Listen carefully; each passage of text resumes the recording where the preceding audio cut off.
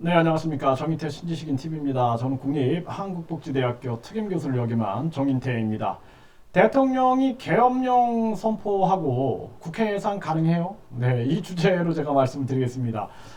요즘에 뭐 이제 국민들이 분노가 하늘에 닿고 있는 거예요. 그러니까 대통령이 계엄령을 선포하고 국회 예산이 가능하냐, 국회 해산이 가능하냐 이런 질문을 하시는 분이 계신데 어, 제가 말씀을 드릴게요. 이제 일단 계엄령이 선포가 됐다 그러면은 이 계엄령이라는 것은 자, 뭐 여기 이제 계엄령 볼까요? 네, 계엄령은 국가 비상 사태에서 군사력을 이용하여 사법 행정을 유지하는 긴급 조치를 말합니다. 그 대통령이 이제 계엄을 선포하면 대통령은 바로 국회에 통보해야 합니다. 그리고 국회가 국회의원 과반수 찬성으로 계엄 해제를 요구하면 대통령은 이를 해제해야 합니다. 이렇게 돼 있어요, 법이. 그러니까 대통령이 계엄령을 선포할 수는 있어요. 그런데 국회에 통보해야 되고 국회에서는 과반수 이상이 해제해 주세요라고 요청을 하게 되면 대통령은 해제해야 한다는 것입니다. 이게 이제 그 계엄령이에요, 계엄령. 자, 그래서 이 계엄령 과거에 보면은 이 총리를 국회에 선출하고 대통령의 국회 해상권을 부여하자 한국당에서 개헌안을 확정한 적이 있어요. 2018년입니다. 네, 그래서 한국당이 대통령에게 의회 해상권을 부여하자 사실상 내각제를 도입한다. 네, 이런 기사가 나온 적이 있습니다. 자, 그러면은 대통령이 의회를 해산할 수 있는 권한이 없어요, 한국에. 그렇죠? 네, 한국에는 지금 국회를 해산할 수 있는 권한이 대통령에게 없습니다. 그럼 어떻게 해야 합니까? 그러면은 자, 의원직을 상실시키면 되는데 여기 보면은 국회의원 의원직 상실 사유를 보면은요, 형사재판에서 금고 이상의 형을 확정받으면 의원직을 잃게 됩니다.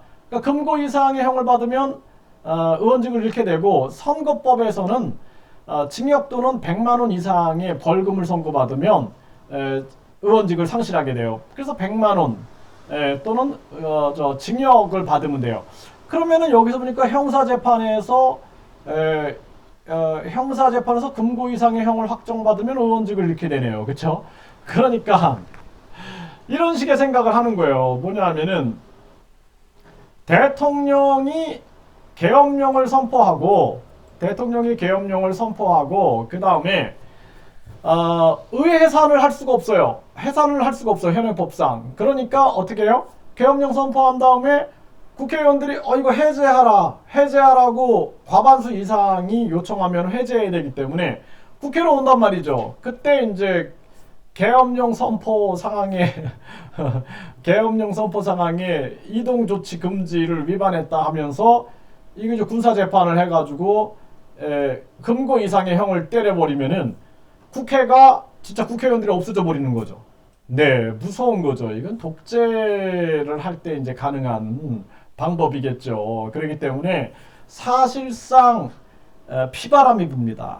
피바람이 불기 때문에 굉장히 위험한 거예요. 네, 대한민국은 여러분들 아시다시피 5.18 민주화 운동이라든지 또는 6.10 네, 6월 10일에 국민이 대통령 직선제를 이루는 그러한 부분, 또 부마항쟁 아시죠? 부산 마산 그 민주항쟁이라든지 또는 4.19 의거가 있었습니다. 그렇기 때문에 대한민국 국민들이 폭동이 일어나요. 단순한 문제가 아닙니다. 그렇게 단순하게 생각하면 안 돼요. 네, 우리나라 역사 속에서 저는 진짜 뭐 박정희 대통령을 제가 굉장히 존경합니다. 네, 존경을 해요. 그런데 사람은 변할 수 있어요. 사람은 참모들 때문에 또는 상황 때문에 변할 수가 있거든요. 그래서 박정희 대통령을 제가 굉장히 존경하고, 대한민국 대통령 중에 누굴 가장 존경하십니까? 그러면 박정희 대통령입니다. 저는 그렇게 얘기를 합니다. 하지만 부마 항쟁이 왜 일어났어요? 네.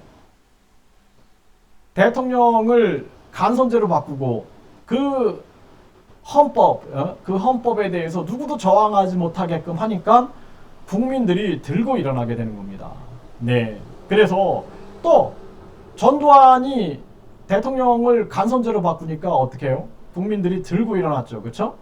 또 이승만 대통령 제가 굉장히 존경합니다. 그래서 이승만 대통령이 자유민주주의 시장경제를 지켜준 거에 대해서 정말 너무나 감사하고 제가 굉장히 존경하는 대통령인데, 그런데 4.19 의거가 일어났죠. 네, 국회에서 국회의원 선거라든지 각종 그 선거, 대통령 선거였죠. 네, 선거에서 부정선거가 일어나게 되니까 국민들이 들고 일어납니다. 무시무시한 거예요. 그 국민들의 항쟁이라는 것은 무시무시한 겁니다. 우리는 그래서 역사 속에서 우리 역사에 그런 부분들이 있어요. 있기 때문에 쉽게 생각하는 문제 아니다라는 거예요. 독선에 빠지면 안 됩니다. 그래서 박정희 대통령도 그랬고 이승만 대통령도 그랬고 또 그 전두환도 그랬고, 그러한 안타까운 역사적 사실이 우리에게 존재하고 있었다라는 것을 우리가 잊어서는 안 됩니다. 그리고 5.18 민주 혁명, 그러한 운동도 우리가 잊어서는 안 돼요. 그래서 국민들이 들고 일어날 수 있다라는 것입니다. 그래서 정말 우리 역사 속에서 훌륭했던 그러한 박정희 대통령이나 이승만 대통령도 결국에는 마지막에는 그런 부마 항쟁이라든지 또는 4.19 의거로 인해서 이승만 대통령은 또 우리나라를 떠나게 되죠. 네, 우리나라를 떠나게 되는 그러한, 또 하야하게 되고 망명하게 되는 그러한 역사가 있었고, 또 박정희 대통령은 안타깝게도 진짜로 그러한 여러 가지 문제들로 인하여 또 자기 부하에게 시해당하는 그러한 슬픈 역사를 우리는 가지고 있습니다. 그렇기 때문에 국민들이 깨어나야 돼요. 국민들이 깨어나서 가장 좋은 방법은 국민이 헌법을 개정할 수 있는 헌법 국민 개정제가 이미 국회에서 148명이 동의해서 국회에서 논의됐고 국회에서 표결을 할 수 있게끔 됐는데, 표결 장소에 국회의원들이 나타나지 않았단 말이에요. 왜? 자기들 자리를 지키고 싶었겠죠. 그것을 국민들이 외쳐야 됩니다. 외치고 다시 이뤄야 한다라는 거예요. 이뤄야 한다라는 것입니다. 그래서 우리가 법을 통해서 또 선거를 통해서 우리가 혁명을 해야 됩니다. 우리 과거 역사를 보면은 정말 안타까운 역사들이 굉장히 많아요.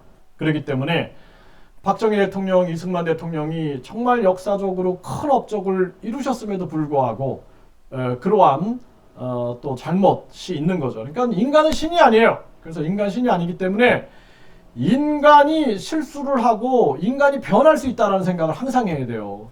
부부가 결혼할 때 보세요.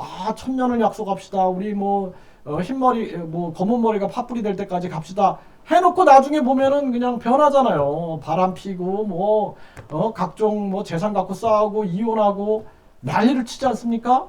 이렇게 사람은 법과 제도로 통제를 시켜야지. 그래서 저는 강력한 법과 제도로 시스템을 만들어야지, 인간을 믿는 거는 어리석은 짓이다. 사람은 주변의 얘기를 듣고도 변하고, 상황 때문에 변하고, 그렇기 때문에 시스템을 만들어내야 된다는 거예요. 시스템을. 그게 바로 법과 제도다. 이렇게 말씀을 드릴 수가 있습니다.